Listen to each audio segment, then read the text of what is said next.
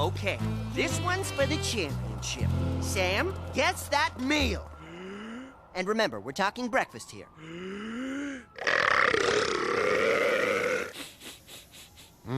I'm gonna say a chutney beef enchilada with maple syrup. That's right! I got it! It's the electronic page to action, Max. We have a situation on board Receding Airlines Flight 531 from Switzerland to the GB. Hold on to your headgear, cause here we go!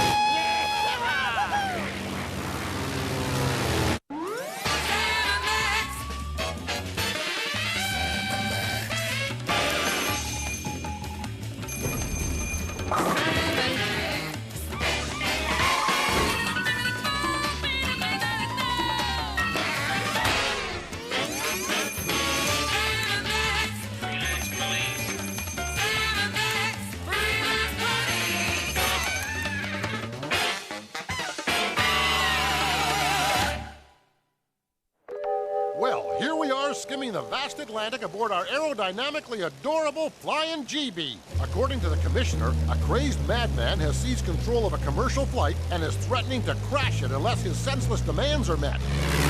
Among other things, he wants $5 million in unrolled change and a getaway car powered by a mixture of V-Spit and earthy loam. Wow! Demands just don't come any more senseless than that. Thank you, crazed madman. We should be in visual range any second, Sam. Does this airplane have any distinguishing scars? Who said anything about an airplane? It's the airship Lugenpiff, Max. Time to perform the daring GB to Zeppelin aerial transfer. Permission to come aboard, Capitan. That wasn't so hard. Hey, what about the GB? It's all taken care of, Max. I activated the autopilot before we hit the silk. Autopilot? Sam, that thing doesn't even have an ashtray. Then what was that big happy button I pushed? Are you the authorities? Oh, please, can you help us? This madman has shackled himself to the wheel. He was a passenger in seat 4B, kept clapping his hands and calling for nuts, more nuts, flossing his teeth, disturbing the other passengers and jabbering like a broken cuckoo clock. Not to worry, Swiss Miss. We have everything under control. Everything except the airspeed, altitude, and basic maneuverability of this paper-thin party boat. On the count of 3, I'll lob you at the unsuspecting beggar so you can latch onto him like a hungry bear trap. Your hands are freezing. 1, 2, 3. Hi, fellas! Great day for a blimp ride, huh? Up we go into the wild blue yonder, flying high into the sun. Or is it, attaboy, give her a gun? Oh, well, anyway, it's good to see ya. It's Lorne. The friend for life.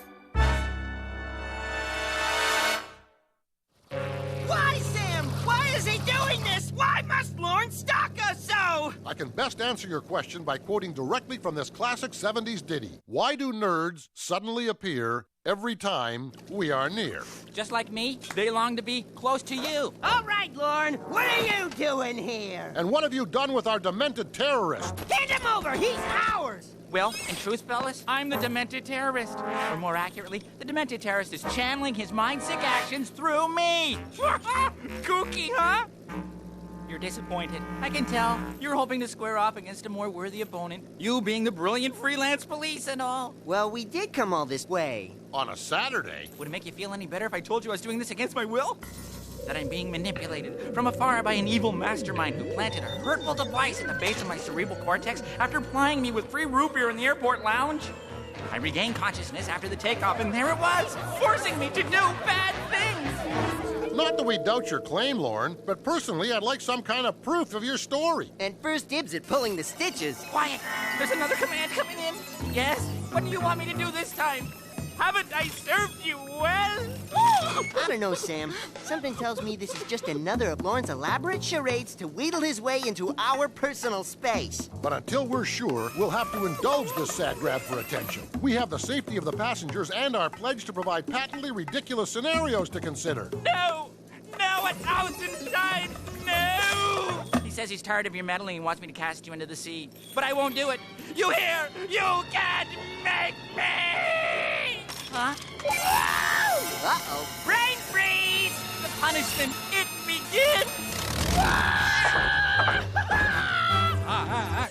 something else I can do for you? I'm not too fond of the captain.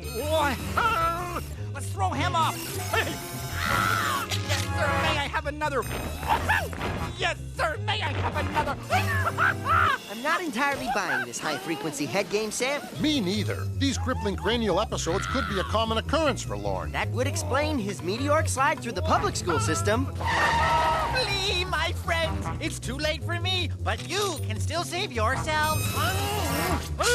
What about the passengers? I'll stall Marconi long enough for you to sneak him off. Now, go. Gee, Lorne, that's mighty big of you, considering the punishment will be swift. And excruciating. Well, I guess we better get cracking. Yep, time's a-wasting. Do you think I need a coat? You might. It was pretty cool on the way here. Excuse me. Sorry, Lorne. Could you hand me that? Attention, passengers. Attention, passengers. We are now approaching Nantucket. Please collect all personal belongings and rude limericks in preparation for deblimping. Thank you. Goodbye. It's been our pleasure to serve you. We hope you'll fly the good ship Muggenpuff again. Don't drink the water. Bob's your uncle. Oh, you kid. You can swoon unconscious now, Lorne. That's the last of them. I guess putting Lorne through the cerebral ringer is one way of regaining control of this big floating weenie. I'll just stow this leaky baggage in the overhead compartment and our troubles will be over. Look, it's New York. Dead ahead. He wants me to steer right into Lady Liberty's pointy hat. If I refuse, he'll burst my brain like an egg in a microwave. Sam, I don't ask for much, but I've got to see that. Easy, Lorne. Your conspicuously unseen tormentor can't very well blame you if the blimp suddenly starts flying out of control, can he? Well, no, but she's handling fine. Not for long. What?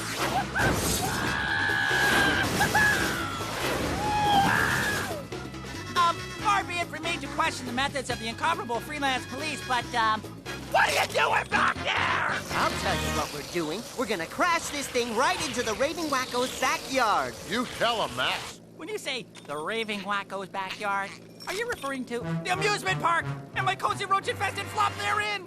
Wowee, you guys are amazing. How did you ever see through this involved yet harmless masquerade of mine? Well, duh. Sam and Max are only the world's best crime solvers alive, thank you very much.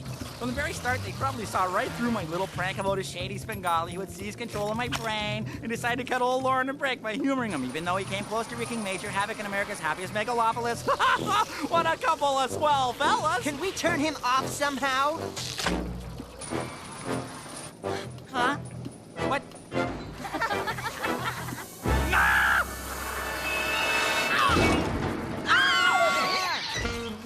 All's well that ends well, Max. Where shall we park this light and fluffy Swiss loaf? I hear Lakehurst, New Jersey has a few spots open. Normally we look the other way, Lorne, but blimp-jacking an airship full of innocent Austrians... Then posing as a radio-controlled patsy being manipulated by some distant doom merchant. Well... That's just wrong.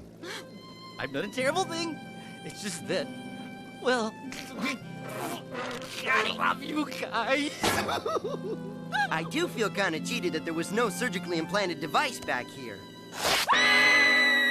At least now we know what to get him for his birthday. Maybe we should go easy on him, Sam. He does score points for actually inflicting pain on himself in order to sell his sick story. Yeah. Instead of simply faking those wild criminal episodes, Lorne went the extra distance. With this, just palm it and press for an earful of agony. And even though my future as a free man is in doubt, I feel lucky to have been part of yet another high-flying adventure with Sam and Max, Freelance Police. It was a masterstroke how you tricked a full confession out of me. Sure genius. You mean by threatening to crash land in the Raving Wacko's backyard? Uh-huh. That was no trick. Until you spilled your guts, we had to assume you were really under the influence of a demented loony. We had every intention of crashing this baby into the safest place we knew. The Raving Wacko's backyard. An old abandoned seafood joint on Route 6. You mean I blabbed my secret for nothing? Uh-huh. Boy, is my face way beyond red. If I were the kind of guy who looked good in hats, and sadly, I am not, then mine would sure be off to you. Yes, indeedy. For I am your bestest, most gushing friend for life. Why do nerds suddenly appear? Every time you are near. just like me, they long to be close to you. Can I try that? I took the liberty of jacking up the pain levels. Close to you. Better give him another. Close to you. It's not working! Have you got it on AC or DC? Close to you.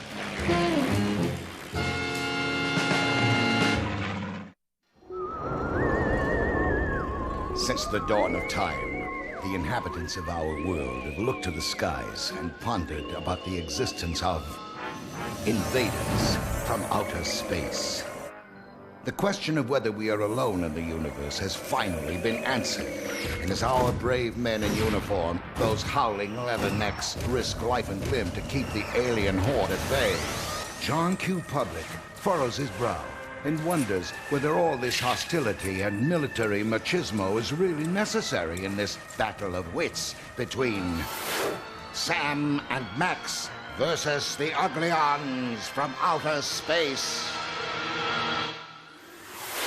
Our story begins on a night not so long ago, when from the blackest pocket of the universe came the Uglions, a cold, emotionless race of sky-dwellers who set sail for this island Earth, not in search of peace, but to satisfy their hunger for human flesh. Vile, disgusting creatures are they, devoid of all humanity, intent on satiating their primitive urges without any concern for the pain and suffering they will undoubtedly inflict. Oh, it makes me just want to scream. I'm so mad. Them with their big weapons and superior intellect. I bet they wouldn't be so tough without those. Without those, I bet they'd just be babies. Go on, babies. Go crying home to Mama before we Earthlings really give you something to... This is the scene here at Grover's Mill as hundreds of people have gathered in the shadow of this otherworldly device to be forever linked with this historic event.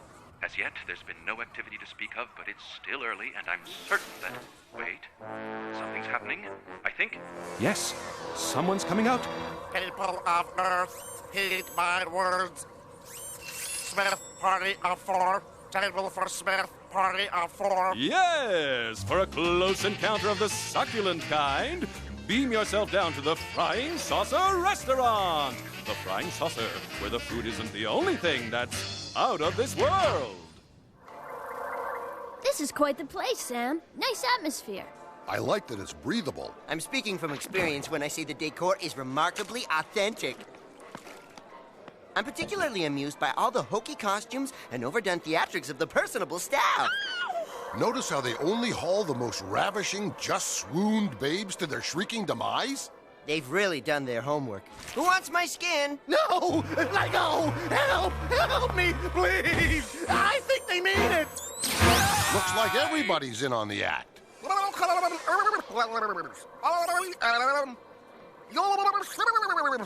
This is all just in fun, right? Stays always for your pleasure and amusement. If you guys will excuse me, I have to go to the Little Geeks room. If it's all just an act, why doesn't anybody come back?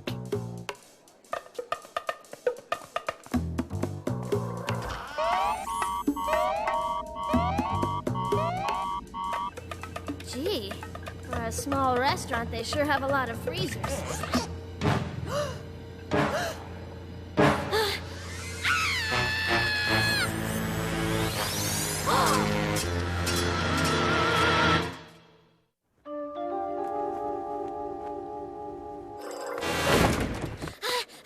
You're just in time. They brought our food and took Max. So long, little buddy. Bye, Sam! No!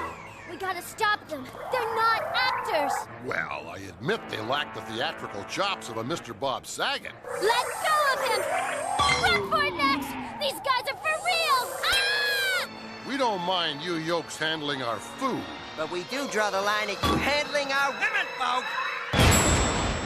We're leaving now. And you can forget about the tip!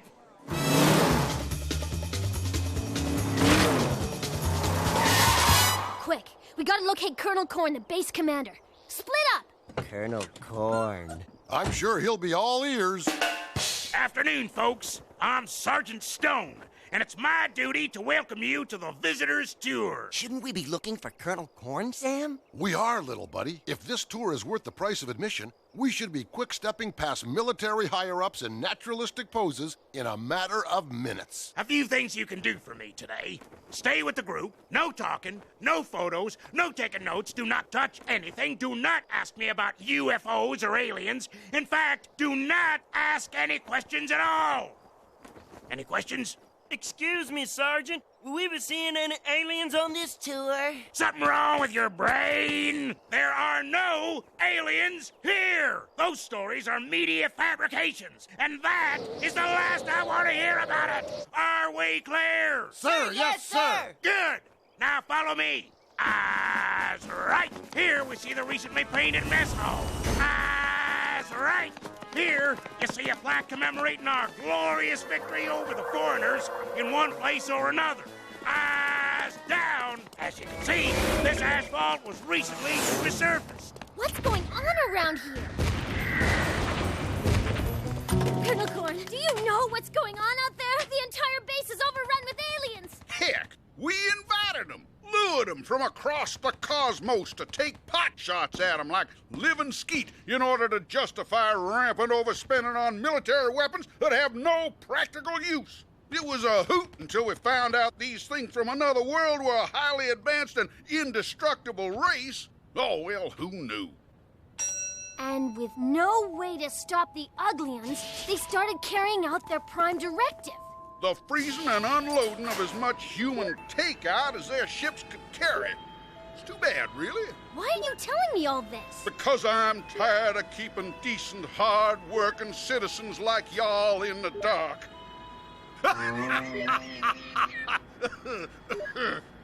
Actually, I'm in a big hurry to join the rest of the boys down in the bomb shelter. Our long-range nuclear missiles ought to be taking out all of them frying saucer locations any minute now. Nuclear weapons? Are you crazy? Them ugly aunts will never know what hit them.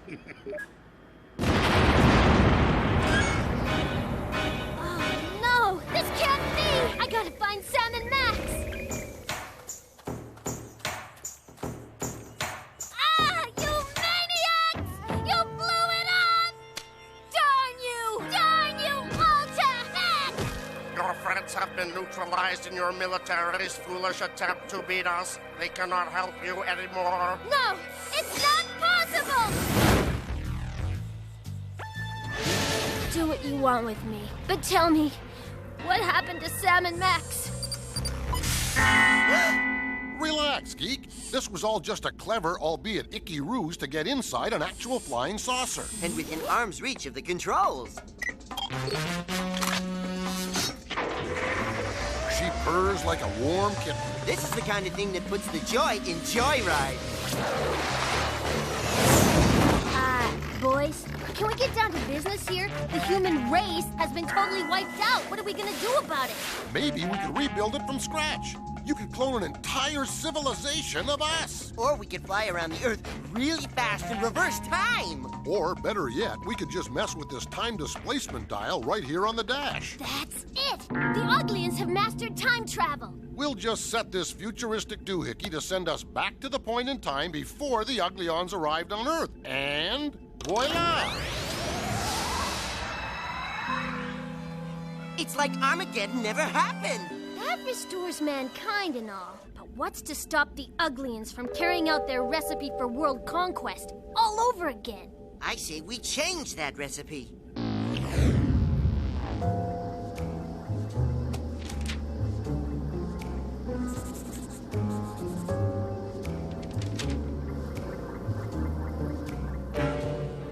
People of Earth, heed my words. Hey, what's that on his face? What? What are they pointing at? God, it's a piece of me! Pimple! Stop! Don't look at us! We're ugly! The mission's off! Inside, quickly! Wow! What did you guys do? It was simple, really. We just changed the key ingredient in their recipe for doom from fresh frozen earthlings to chocolate junkies. You see, Geek, after collecting and consuming all that chocolate and error, we knew that the Uglians, a prideful race, would be so embarrassed by their ensuing facial eruptions that they'd abandon their profane plans for Earth and retreat to their galaxy racked with self-doubt and insecurity, like so many teens on Picture Day. Defeated, after all man's devices and defenses had failed, by the humblest things that God, in his wisdom, has put on this Earth. Sam and Max, freelance police, right? No, Zitz. Pay attention. You cracked me up, little buddy. Or is it?